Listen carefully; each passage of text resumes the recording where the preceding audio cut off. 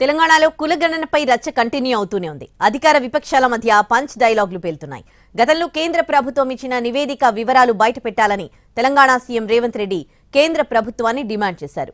BC ప్రధాన మంత్రినని చెప్పుకునే మోడీ 2011 నివేదికను బయటపెట్టకుండా ఎందుకు అలసత్వం వహిస్తున్నారని రేవంత్ రెడ్డి డిమాండ్ చేశారు. బీసీల జనాభా లెక్క తేల్చితే దాని ప్రకారం వాటా అడుగుతారన్న భయం ఉందన్నారు. ముఖ్యమంత్రి రేవంత్ రెడ్డి వ్యాఖ్యలకు కేంద్ర మంత్రి కిషన్ రెడ్డి కౌంటర్ ఇచ్చారు. చిత్తశుద్ధితో కులగణన చేయాలని డిమాండ్ చేశారు. రాష్ట్రంలో కులగణన పారదర్శకంగా జరగలేదన్నారు.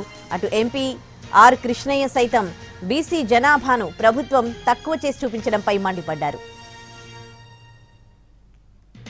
సమర్థవంతంగా చిత్తశుద్ధితో కులగణన చేయాలని మాజీ మంత్రి తలసాని శ్రీనివాస్ యాదవ్ డిమాండ్ చేశారు. బీసీ కులగణనపై ప్రభుత్వం తొండి మాటలు చెబుతోందన్నారు.